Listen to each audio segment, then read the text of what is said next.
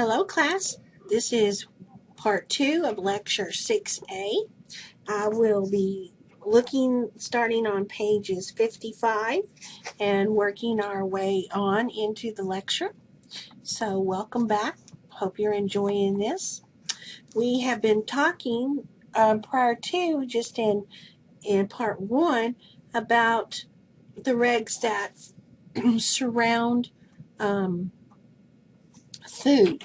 And now we're going to be looking at the meals. Actually, what do they consist of?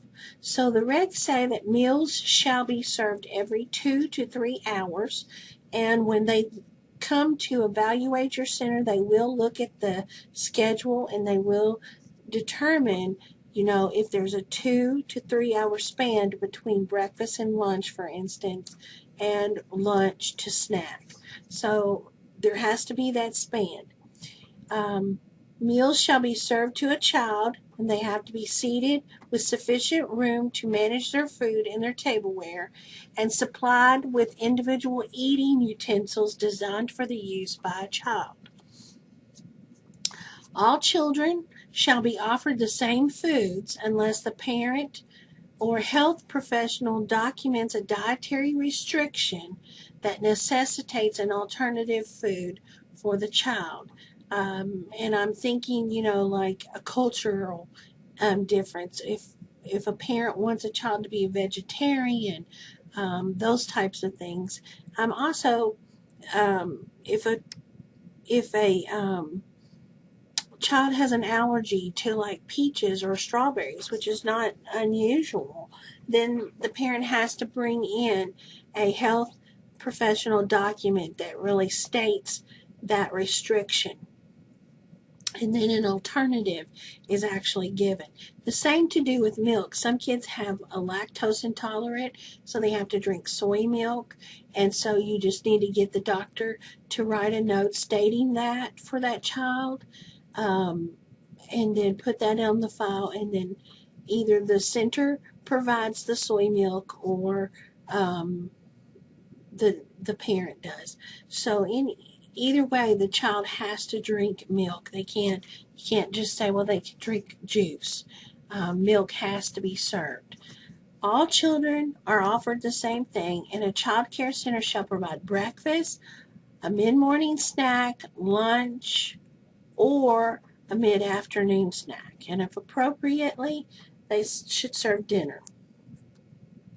And remember, the menu has to be posted, and it has to be kept on file for 30 days, and it has to have amendments. Like if you decided the menu said we're going to have green beans today and we had peas, it has to be amended properly, okay?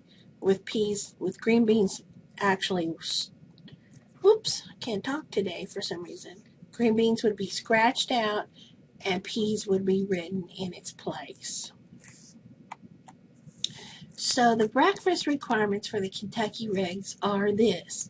If you're serving breakfast, you have to have milk, bread, and you have to have a fruit or a vegetable or 100% juice.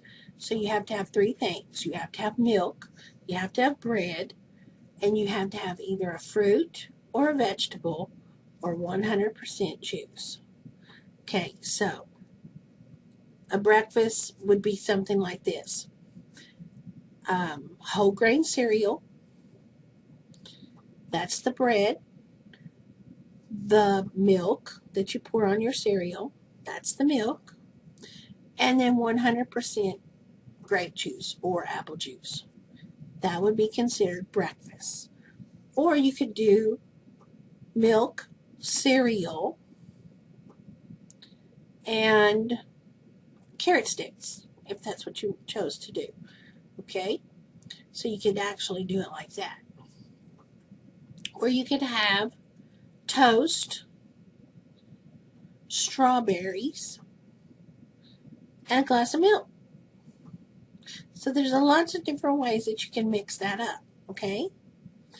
So a snack includes 2 of the following: milk, a protein, bread, or a fruit, vegetable, or 100% juice. So, we could have an apple, okay, right? We can have an apple and a glass of milk. Or could we have apple, peanut butter, and water? Is that a snack? Yes, because apple is your fruit, your protein is your peanut butter. We only have to have two, and then a glass of water. Okay? Lunch. You have to have milk, a protein, a bread, and either two vegetables, two fruits, or one fruit and one vegetable. This is basically the 5 food groups following the pyramid, the food pyramid. Teach your children what the food pyramid is.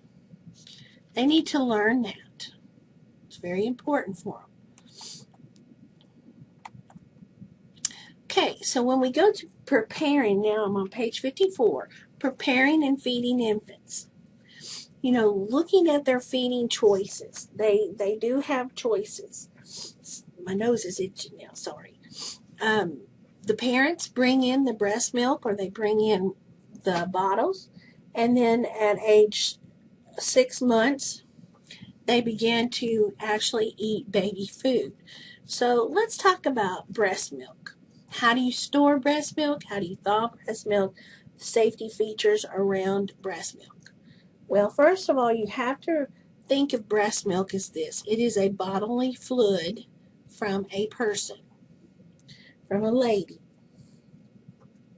And therefore, it needs to be treated as if that person is HIV positive, because it can flow through that, and we do not want other children to drink that milk, because then we have to send them to the hospital because of those reasons behind that, because it is a bodily fluid that has come from a mother.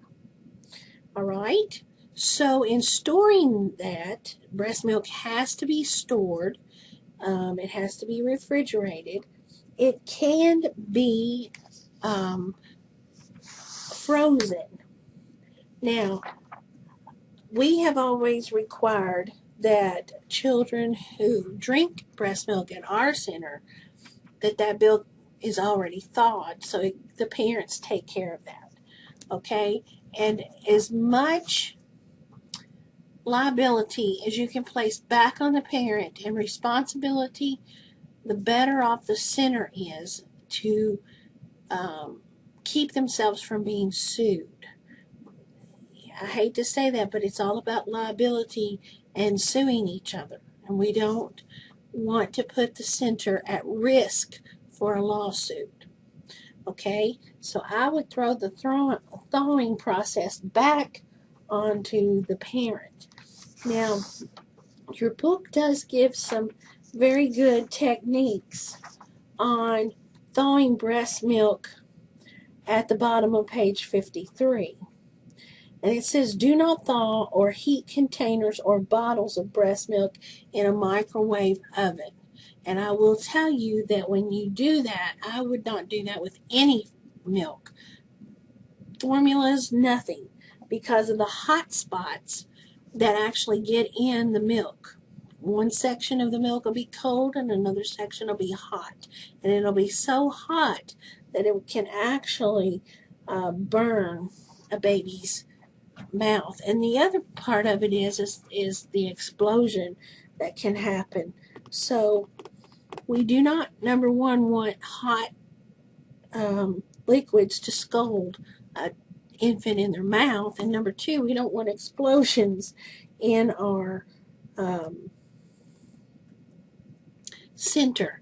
But once breast milk has been frozen and then it's been thawed out, it cannot be refrozen.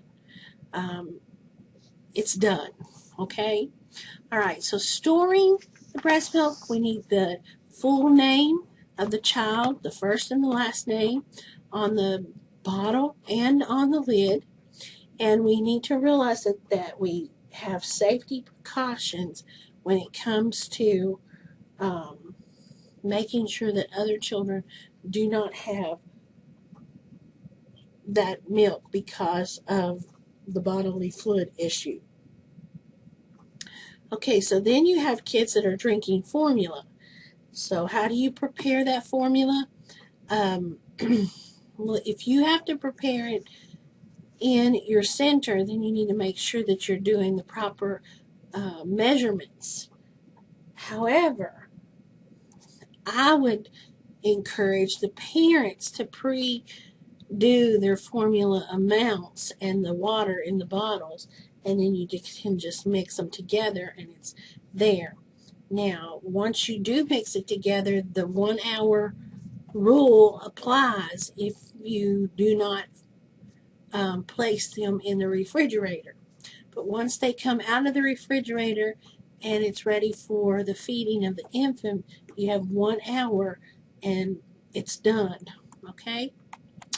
So, this is how the scale goes when we're introducing new solid foods to infants or kids under 12 months. From 4 to 6 months, we're doing semi-solid foods. Well, actually not foods, but semi-solid iron-fortified infant cereal, and we can mix that with their formula. We can mix it with water. Some people choose to mix it with juices, but I steer away from that until they're at least 6 months old, and then we can start introducing some fruit juices to them. And why am I being so picky about this? Because of food allergies. You really want to make sure that you are in charge of watching a child, and then because we don't know what their allergies are at this point. And so we're introducing foods one at a time to ensure that we know that they're okay with those foods before we move on to another. And then we can pinpoint exactly what that child is allergic to if there's any allergies that show up. Now, 6 to 8 months, we're going to be introducing vegetables and fruits. And I put on here which is the best to introduce first. Some people say that you introduce vegetables first because you want the child to acquire that taste of vegetables. If you introduce fruits first, they get an acquiring of a sweet tooth, and they want the sweetness over the vegetable.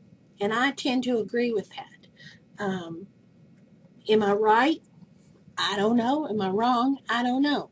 That's just a preference. So research behind that is not very steady. But people that I've talked to who do not like vegetables, if they go back and ask their mothers, they'll say, yeah, I introduced you to fruits. You ate a lot of fruits. Because that acquiring of taste for vegetables, this is where we want to push that positive guidance again. So 8 to 9 months, the food is in 1/4 cubes or things that we can mash up and squish, but it needs to be a little bit more solid instead of the runny type stuffs because kids have teeth. They're forming teeth and need to learn how to do that. And they also need to learn how to start picking up a spoon at 9 months, even if they're just doing this motion like this. At least they're doing that. That's part of the process, okay? They cannot feed themselves on their own. I can't tell you how many teachers I see just put their food out on a tray and expect them to eat. They can't do that. First of all, they don't have the stamina to do that. And second of all, they don't have the skills to do that. It's a teaching process to learn how to eat. Another pet peeve that I have is just taking their food and dumping it on their high chair tray and letting them just smear all in it. Part of that's good and part of it's not, because do you go to a restaurant and pour your food out on the table and start eating it and licking it? No. So we need to begin to teach them good habits and model for them how they need to eat and what eating looks like. By 12 months, they're eating table food and they're drinking whole milk, which is cow's milk, or hoping that they don't have an allergy, but we're hoping that it's going to be cow's milk, okay? Toddlers and preschoolers, when they come out of that baby room at 12 months, empower them to develop positive attitudes toward eating. That eating is a quiet time. It is a time to converse with your friends and talk, but it's pleasurable, and we all sit down. We encourage manners. We encourage new foods. We encourage sitting at the table and eating. We encourage well-balanced meals because we're promoting being healthy. We're promoting that positive guidance that children need so that they don't become obese and couch potatoes. And that's why the regs are so strict about what they're served, when they're served, how they're served, all those different types of things, okay? So this is the end of Part 2, Lecture 6A. Thank you so much for joining.